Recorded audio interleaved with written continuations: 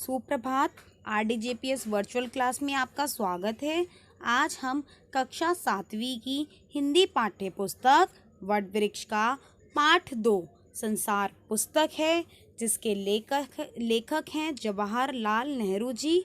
आज हम इस पाठ से संबंधित प्रश्न उत्तर समझेंगे और करेंगे। तो चलिए पाठ को शुरू करते हैं।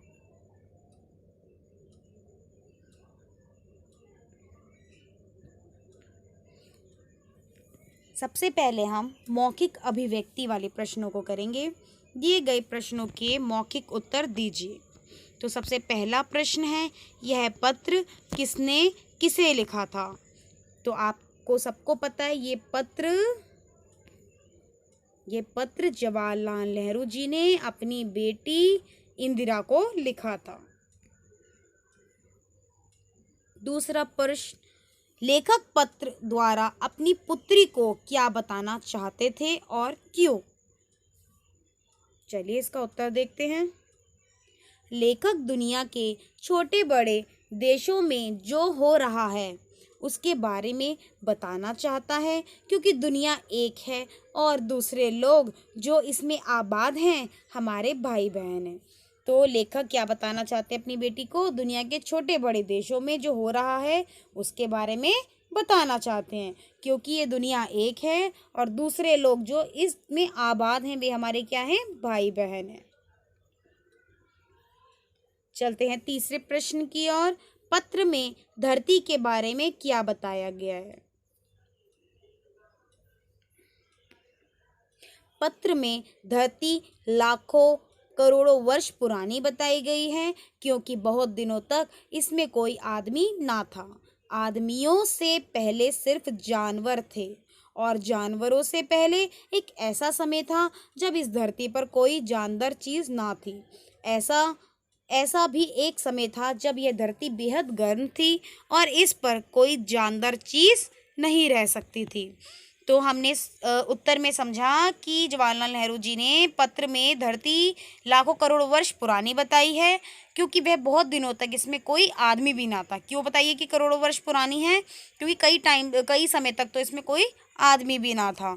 आदमियों से पहले सिर्फ जानवर थे और जानवरों से पहले एक ऐसा समय था जब इस धरती पर कोई जानदार चीज़ ना थी। ऐसा भी एक समय था जब यह धरती बेहद गर्म थी और इस पर कोई जानदार चीज नहीं रह सकती थी। चलते हैं अपने चौथे प्रश्न की ओर। दुनिया का हाल जानने का असली तरीका क्या है? हमने पाठ में पढ़ा था कि दुनिया का हाल जानने का असली तरीका क्या है? कि खुद स्वयं अनुभव करना। तो चलते हैं इसके उत्तर की ओर। खुद संसार रूपी पुस्तक को पढ़ना दुनिया का हाल जानने का असली तरीका है। तो मैंने जैसे आपको बताया था उस पार्ट में कि जवाहरलाल नेहरू जी अपनी बेटी से कहते हैं कि आप चाहे कितनी भी किताबें पढ़ लो, लेकिन इस संसार को अगर आप जानना चाहते हो तो स्वयं आपको अनुभव करना होगा। अपनी आंखें खोलनी होंगी, अपने कान खोलने होंगे, उस कानों से सुनना होगा, आंखों से देखना होगा इस संसार को, तभी हम इस संसार को बेहतर समझ सकते हैं। ठीक है, क्योंकि किताबों में तो दूसरों का लिखा हुआ होता है और हमें स्वयं अनुभव करनी चाहिए इस संसार को, क्योंकि जवाहरलाल नेहरू जी ने इस संसार को क्या बताया है? एक पुस्तक बताया है जिसे हमने स्वयं पढ़ना है। तो चलते हैं अब हम अपने लिखित प्रश्न की और। अभी हमने मौखिक पढ़े थे, अब दिए गए प्रश्नों के उत्तर दीजिए। पहला है, लेखक ने प्रकृति की किताबें किन्हें कहा है? उन्हें कब और कैसे पढ़ा जा सकता है? तो चलते हैं इसके उत्तर की ओर। लेखक ने प्रकृति की किताबें पत्थरों और चट्टानों को कहा है। उन्हें छोटे छोटे और गोल चमकीले रोड़ों द्वारा पढ़ा जा सकता है।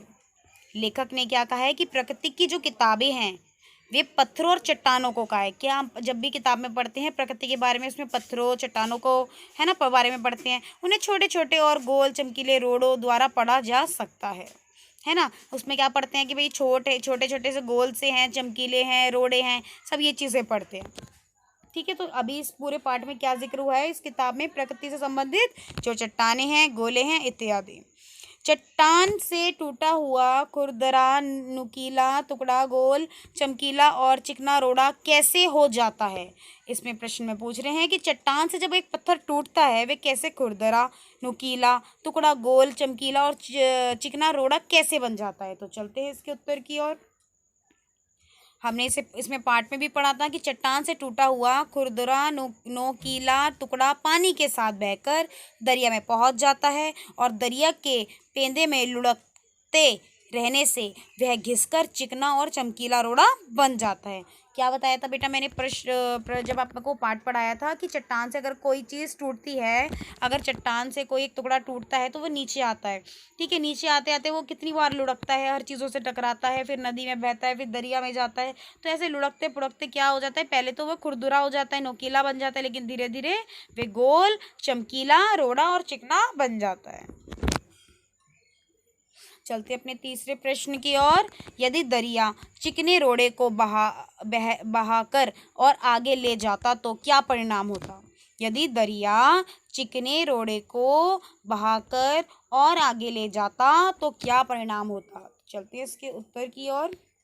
अगर दरिया उसे और आगे ले जाता तो छोटा होते होते अंत में वह बालू का एक जर्रा हो जाता। मतलब क्या होता, पहले तो छोटा सा पत्थर बन गया था गोल, आगे जाते थे और टूट टूट कर वो बहुत बालू सा बन जाता, रेत जैसा बन जाता और समुद्र के किनारे अपने भाइयों से जा मिलता, जहाँ एक सुंदर बालू का किनारा बन जाता जिस पर छोटे छोटे बच्चे खेलते और बालू के घरौंदे बनाते। चलते अपने आखिरी प्रश्न की ओर। इस पत्र का उद्देश्य क्या है? तो इस पत्र का उद्देश्य मानवीय सभ्यता और प्राकृतिक तथ्यों का बोध करवाना है। तो इस पत्र का उद्देश्य क्या है? मानवीय सभ्यता और प्राकृतिक तथ्यों का बोध करवाना। ठीक है, तो आशा करती हूँ आप ये पाठ आपको अच्छे से समझ आया होगा। धन्यवाद।